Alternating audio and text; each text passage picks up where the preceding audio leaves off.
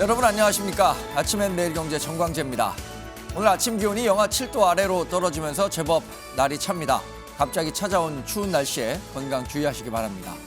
오늘 주요 신문 일면 기사 살펴보겠습니다. 매일경제신문입니다.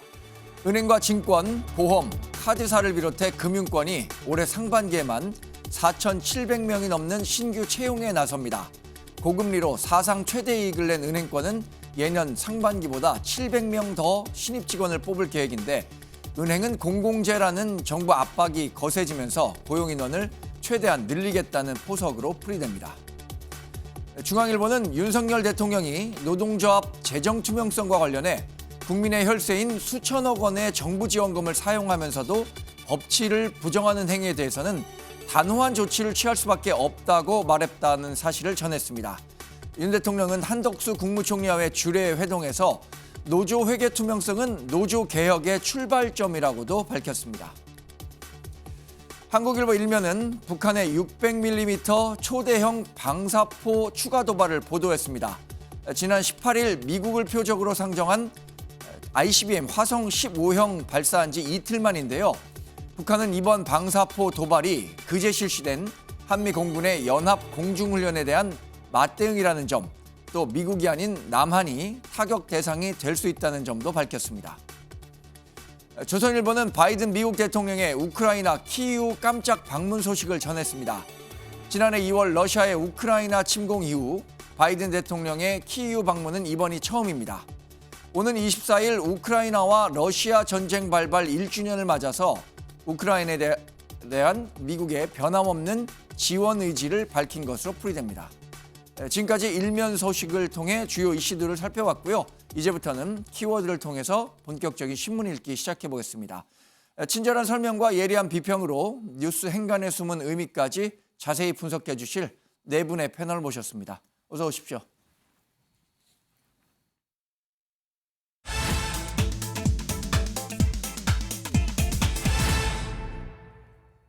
네, 아침엔 매일경제가 선정한 첫 번째 키워드는 법치 부정입니다. 이 법치라는 말은 윤석열 대통령이 대통령 후보 시절부터 굉장히 강조해왔던 말이기도 한데 이번에 다시 윤석열 대통령의 입에서 법치를 부정하는 행위다라는 얘기가 나왔습니다. 국민일보 기사를 통해서 살펴보도록 하겠습니다. 혈세를 쓰면서 법치를 부정하고 있다. 노조에 대한 불법 행위에 대해 단호한 조치가 불가피하다라고 윤석열 대통령이 밝혔습니다. 한덕수 국무총리와 주례 회동을 하면서 국민의 혈세인 수천억 원의 정부 지원금을 사용하면서 법치를 부정하고 사용 내역 공개를 거부하는 노동조합의 행위에 대해서는 단호한 조치를 취할 수밖에 없다고 했는데 그러면서 노조 개혁의 출발점은 노조 회계의 투명성이라고 강조했습니다. 앞서 고용부가 1,000명 이상 단위 노조와 연합단체 등 327곳에 대해서 회계 관련 자료를 요청했는데 이 가운데 120곳 그러니까 36%만 자료를 제출한 행위에 대해서 윤석열 대통령이 강도 높게 비판을 한 셈입니다. 조은희 의원님, 어제 윤석열 대통령이 노조에 대해서 그동안도 굉장히 이 노조의 불법 행위에 대해서는 단호한 대응을 강조하곤 했었는데 또 한 번 강경 메시지를 내놨어요? 네, 어제 윤석열 대통령께서 하신 말씀 중에 제가 가장 귀에 쏙 들어오는 것은 네. 노조 개혁의 출발점은 회계 투명성이다. 네. 근데 저희들 친구끼리 놀러 가도 또 개 모임을 해도 예. 공동 카톡에 얼마 썼다고 회계 보고를 하거든요. 그러면 그 모임이 오래 가요. 심지어 이 노조는 국민의 세금을 1,500억 이상 쓰잖아요. 네. 그리고 양대 노총회 회비 보면 1,000억씩 이렇게 해서 수천억이 들어가는데 회계 투명성이 보장이 되지 않는다. 네. 그러면 우리 직장인들은 완전히 유리할 세금을 내잖아요. 그 유리할 지갑에 세금을 내는 걸 그것은 노조는 거기서 행사비를 쓰는지 또 자녀 그 교육비로 쓰는지 외유성 경비로 쓰는지 모른다 이거죠. 예. 그럴 경우에는 어느 국민이 세금으로 노조를 지원하고 싶겠습니까? 그런 부분을 지적을 하셨다 이렇게 생각을 하고 그 지적은 굉장히 적절했다. 그래서 저는 이와 더불어 좀 보고 싶은 것이 MZ세대 노조의 출발이에요. 네. 어떻게 보면 이게 노조의 세대 교체가 될 수도 있겠다. 이분들이 얘기하는 것 중에 제가 귀에 쏙 들어오는 것 중에 또 하나는 50원 단위까지 회계 투명하게 공개하겠다. 예. 그랬지 않습니까? 그래서 이참에 노조도 기존 노조로 기득권을 들어오지 않게 하고 또 깜깜이 회계를 하지 말고 자신 있으면 회계를 투명하게 공개해야 된다. 이런 말씀을 드리고 싶습니다. 네. 관련 기사 더 살펴보겠습니다. 전교조와 전공로, 한은, LH 노조 이런 그 대형 노조들을 포함해서 207곳이 자료를 안 내거나 부실 제출했다. 이렇기 때문에 어제 윤석열 대통령이 한덕수 국무총리와의 주례 회동에서 이런 부분에 대해서 상당히 경로하면서 이렇게 정부 방침에 협조하지 않는 노조에 대해서는 정부 지원 등을 축소해 나가야 된다라는 방침을 밝혔어요. 어제 고용노동부 장관이 관련해서 브리핑을 한 내용도 있는데 내용을 직접 들어보고 이야기를 이어가겠습니다. 현장의 노사 법치 확립을 위한 노조 회계 투명성화 대책으로서 먼저 회계장부 비치 보전 결과를 제출하지 않은 120개 노조에 대해 무관용 원칙으로 엄정 대응할 계획입니다. 따라서 즉시 14일간의 시정 기간을 부여하고 미이행 시 과태료를 부과합니다.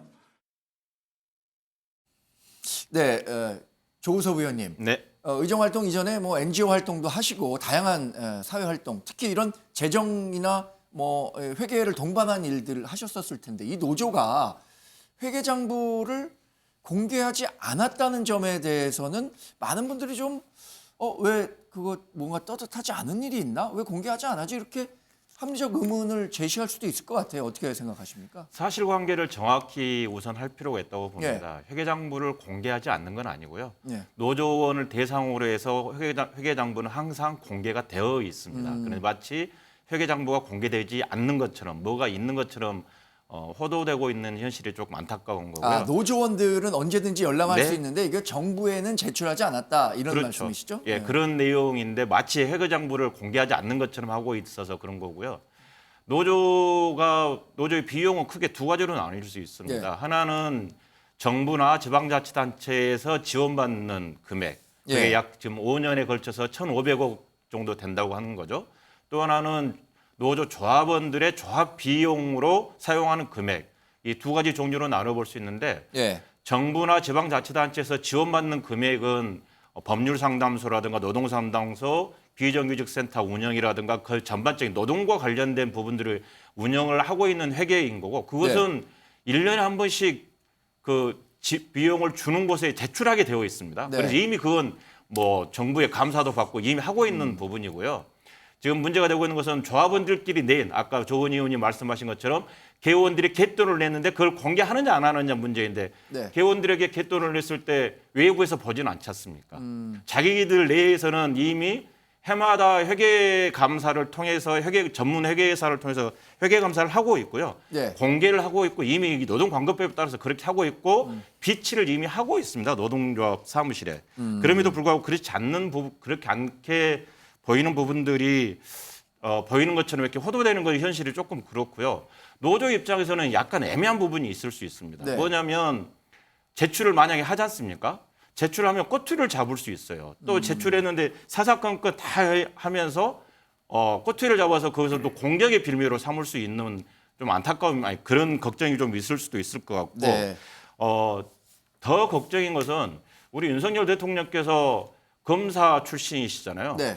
마치 그 노동조합에 활동하시는 분들을 잠재적 피의자로 보고 있는 건 아닌지. 그래서 좀 예전에 시민단체에 대해서도 그렇게 하셨고 예. 지금 노조에서도 그렇고 이후에는 다른 사람이 누가 될지는 모르겠지만 법치 중요합니다. 하지만 국민들을 잠재적 피의자로 보면서 뭐 문제 있어 나가야 돼 뭘 해야 돼라고 하는 것은 조금 대통령으로서는 맞지 않는 것 아닌가. 네. 어떻게 하면 물론 노조가 투명성과 책임성을 강화시켜야 되는 건 맞습니다. 하지만 갈라치게 하면서 그렇게 가는 건 저는 적절치 않은 지금 행정이라고 보고 있습니다. 네. 지금 윤희석 대변인 발언권 신청하셨는데 제가 기사 하나만 설명 드리고 말씀하실 기회를 드리겠습니다. 정부는 그래서 만약에 계속해서 노조가 이 회계장부를 제출하지 않을 경우에 조합비에 대한 세액공제를 제외하겠다라는 초강수를 들고 나왔습니다. 그러니까 우리가 노조 가입비, 노조 회비를 내게 되면 그 부분에 대해서 15% 정도 세액공제를 해주고 있는데 이것을 원점에서 재검토할 계획이라고 밝혔습니다. 그만큼 이번 조치에 대해서 강경한 입장을 밝힌 건데요. 윤석 대변인 말씀하시죠. 조우서 의원님하고 저하고 좀 시각이 많이 달라요. 네. 예를 들어서 기업 같은 경우에 일정 규모 이상이 되면은 외부 회계 기관으로부터 회계사가 와서 네. 그 감사를 하지 않습니까? 그렇죠. 회계 감사를 해서 그 감사 보고서를 공개를 하죠. 주주들에게 다 공개를 하고 거기에 따라서 세금 낼 거 있으면 내고 이렇게 다 외부 통제를 받습니다. 노조가 돈을 버는 기관은 아니라 하더라도 이해관계자가 많고 사회에 끼친 영향이 많기 때문에 어찌되었건 간에 다른 문제도 아니고 돈 문제에 관해서는 투명하게 먼저 증명을 하면 예. 훨씬 더 국민들로부터 지지를 받고 정부로부터도 더 지원을 받을 수 있다. 이렇게 생각을 하면 끝날 일을 마치 정부에서 노조를 피의자처럼 몰아붙인다고 말씀하시는 것은 선호가 바뀐 얘기라고 저는 봅니다. 예. 노조에서 예를 들어 민주노총 5년 동안 국가 그리고 광역자치단체로부터 1,500억을 받았고 한국노총 1,300억을 받았는데 그 정도 지원을 안 받았으면 또 모르겠어요. 네. 그 받은 상황에 대해서 회계를 투명하게 공개해야 한다. 1년에 한 번씩 한다고 하는데 그게 모두 다 소명되지는 않았다고 저는 봐요. 예. 그렇다면 숨길 이유가 전혀 없죠. 그걸 먼저 하고 난 다음에 거기에 대해서 시시비비를 따져도 늦지 않을 텐데 네. 그렇게 먼저 그 정부의 조치에 대해서 이렇게 반대되는 의견을 먼저 말씀하셔서 네. 제가 말씀 좀 드렸습니다. 지금 윤석 대변인 말씀하셨는데 반대로 노동계는 이렇게 얘기를 하고 있는 것 같아요. 치졸한 대응이며 정치 공세라며 반발하고 있다는 거예요. 권지웅 의원님, 근데 이 노조의 그 돈 씀씀이에 대해서 물론 자신들은 우리 조합원들은 다 볼 수 있다라고는 하지만 외부에 공개할 수 없는 이유가 있을까요? 뭐 어떻게 보세요, 권지웅 의원님? 저는 일단은 일반 조합원에게 공개된 자료는 사실 외부에서 볼 수 있는 거죠. 네. 근데 지금 정부가 자신이 요구한 시점까지 제출하지 않은 것이 위법이다 이렇게 주장하고 있습니다. 근데 사실 노동조합의 활동은 결사의 자유가 보장돼야 됩니다. 근데 아까 계모임 예를 들으셨는데 계모임을 하고 있는데 늘 어떤 그 정부 어떤 기관이 언제든지 자료를 요청할 수 있고 자료를 요청하면 무조건 줘야 한다고 하면 그 계모임을 유지하기가 어렵죠. 왜냐하면 계속 감시받는 느낌을 받으면서 거기에 대한 업무를 해야 되니까요. 그러니까 되려 이제 지금 이 정부의 행위가 어떤 결과를 낳을 것인가를 저희가 고려해야 되는데 실제로 이제 되게 시장에서 많은 양극화 문제가 벌어지고 있습니다. 이것을 해결하는 방식으로 정부가 직접 시민들을 지원하기도 하지만 사용자와 노동자 사이에 권력관계의 균형을 맞추어서 그 문제를 풀게 하는 것도 우리가 가진 헌법의 원리입니다. 근데 지금 이 행위는 되려 노동조합을 되게 격화시키거나 아니면 노동조합의 활동을 저해시키고 있는 행위예요.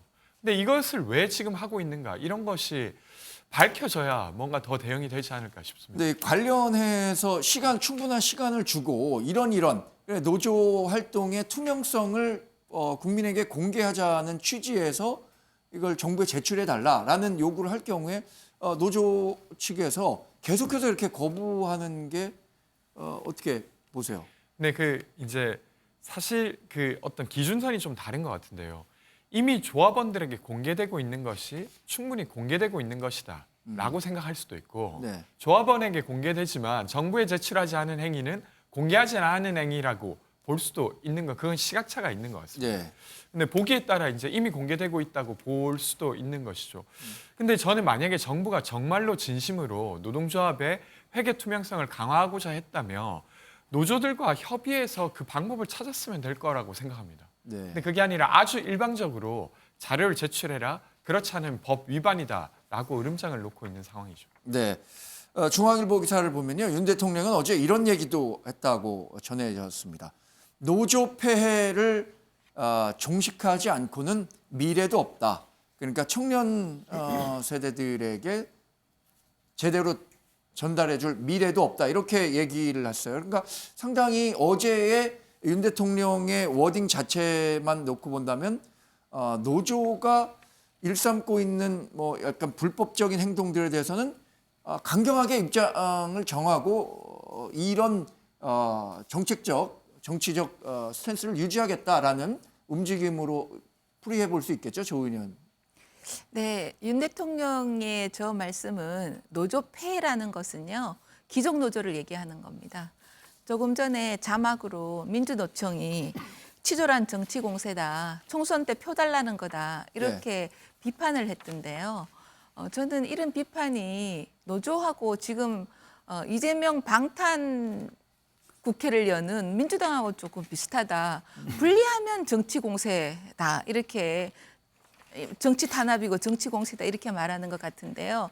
지금 전체 노동자가 한 2천만 명 정도 됩니다. 예. 그중에 노조원으로 활약하시는 분들이 300만이 안 돼요. 그러니까 네. 14% 네. 정도밖에 안 되고 대부분의 1,500만 명의 노조 가입하지 않는 노동자들은 상대적으로 기존 노조의 그 카르텔에 들어가지 못하고 자격증이 있어도 일을 못하는 거죠. 그런 측면에 있어서 노조 폐해를 이번에 반드시 고쳐야 된다. 그래서 미래 세대들에게 고치지 못하면 미래 세대들에게 안전한 미래를 보장할 수 없다 이런 말씀이시잖아요. 네. 최근에 대통령 여론조사를 보면은 20, 30대 지지율이 높아가는 것도 저는 이 부분도 한 몫을 한다고 생각합니다. 네. 이런 가운데 국회에서는 오늘 환경노동위원회 전체 회의가 열리는데 여기에서 노란봉투법을 야당 단독으로 처리할 것이라고 예고하고 있습니다.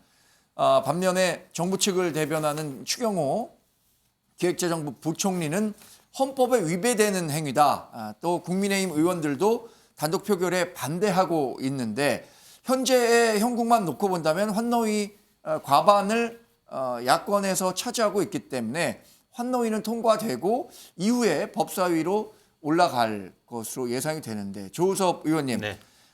야당은 이 노란봉투법을 이번 그러니까 그 국회에서 반드시 통과시키겠다 이렇게 방침을 밝힌 거죠 지금. 일단 그 노란봉투법 전에 예. 대통령의 노동조합에 대한 인식이 저는 걱정이 좀 됩니다. 노동조합은 파업을 하기 위한 노동조합이 아니고요. 예. 노동의 권리를 지키면서 노동의 조건을 보다 더 나은 노동의 환경들을 만들기 위해서 존재하는 것이 노동조합이거든요. 네. 그게 뭐 불법적 단체이거나 불의의 단체가 아니고 예. 노동 환경들이 훨씬 더 나아야 새로 나오는 MZ 세대들도 노동에 대한 즐거움이라든가 그런 부분이 있지 않겠습니까? 예. 지금 마찬가지입니다. 예전에 군부 독재 시절에 민주주의가 없었을 때와 지금 현재의 민주주의가 있을 때의 차이 부분을 비교해 보면 예. 지금 태어나는 젊은 친구들은 민주주의를 누리면서 살고 있지 않겠습니까? 그것처럼 노동조합이 과거의 역사 속에서 그만큼 활동을 했기 때문에 현재의 노동 조건들이 만들어지는 거고 네. 역사가 발전한다고 생각을 하는 거고요. 그래서 헌법에서 기본적으로 갖고 있는 노동에 대한 부분들에 대해서 노동조합에 대한 부분들에 대해서 다시 한번 고민을 좀 해주셨으면 하는 바람이 있는 예. 거고요. 노란봉투법 같은 경우는 인식이 좀 잘못되어 있는 게 불법적 파업까지도 손해배상을 청구를 하지 않아야 되는 거 아니냐라에 대한 인식들이 있는데 예. 그건 아니고요. 합법적 투쟁에 대한 부분들에서 그러는 거고 현재 오늘 환경노동에서 안건조정심의 넘어갔고 예. 오늘 법사위로 넘어간 법사위 벽을 또 넘어야지 않습니까? 예. 그 법사위 벽을 넘지는 못할 것 같고 그러면 네. 지금 다시 본회의로 김도읍 법사위원장이 국민의힘 소속이기 네. 때문에 법사위가 만약에 법사위에서 이거가 통과가 안 되면 바로 국회 본회의에 회부할 수 있는 거 아닙니까? 다시 환노위로 넘어가서 직회부 할 수 있는 과정들이 거쳐지기 때문에 오늘 통과를 한다든가 그렇지는 못할 거고요. 최소한 60일 이상은 숙려 기간이 필요할 것 네. 같습니다. 근데 이 부분과 관련해서 그러면 왜 문재인 정부 시절에 이 노란봉투법이 진즉 통과되지 않았느냐? 라고 의문을 제기하는 분들도 있어요. 그러니까 이 법안이 민주당이 굉장히 관심을 많이 갖고 있고 또 문재인 정부가 이 노동 그 정책과 관련해서는 훨씬 더 현 정부보다 관대한 포용적인 입장이었는데 왜 그때 통과시키지 않았느냐라는 지적도 예. 있어요.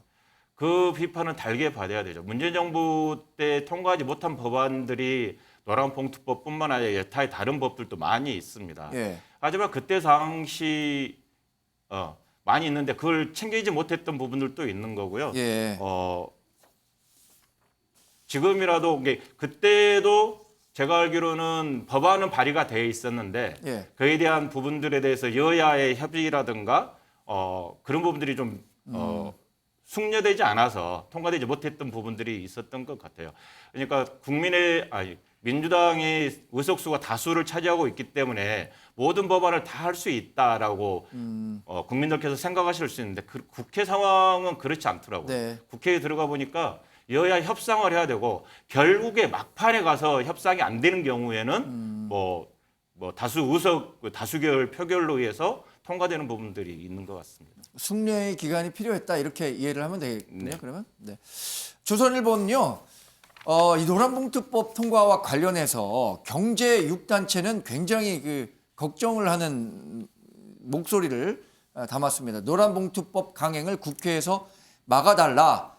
그러면서 거대 야당이 기업 발목 잡기에 나서고 있다. 이렇게 얘기를 했어요. 윤희석 대변인. 그러니까 노란봉투법이 만약에 국회를 통과해서 법제화된다면 기업 경영 환경은 그만큼 좀 어려워질 수 있다라는 걱정들을 경제단체에서는 하고 있는 것 같아요. 네, 많이 어려워지겠죠. 제일 문제되는 게 이 사용자에 대한 정의입니다.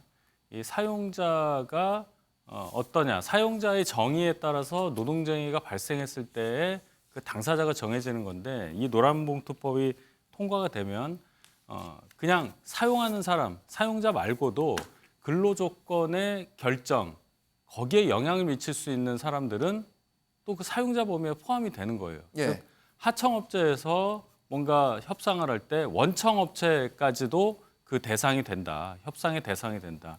이렇게 되면은 도대체 원청업체 입장에서는 누구하고 얘기를 해야 되며 어디까지 내가 어디까지의 그 분류의 노조와 협상을 해야 하느냐.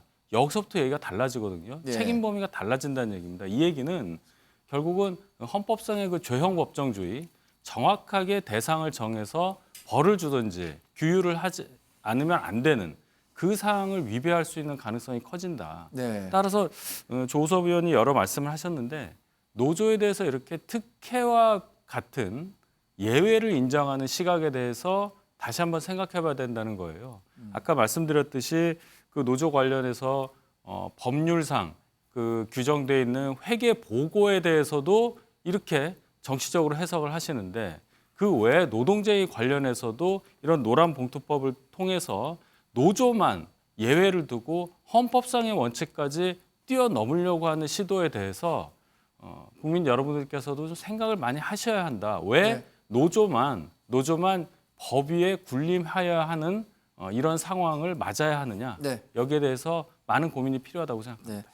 권지웅님 짧게만 좀 얘기해 주십시오. 우리 다음 이슈로 넘어가야 되니까. 네, 대우조선해양 파업 기억하실 것 같습니다. 네. 하청노동자가 스스로 자기 몸을 결박했던 사건인데요. 그러니까 모든 하청노동자의 쟁의 행위를 합법화해야 된다는 것이 아니라 노란봉투법의 내용은 예를 들면 원청 사업장 내 하청 노동자의 노동이 있다고 하면 거기에 한해서는 쟁의 행위를 합법화해야 된다는 거예요. 네.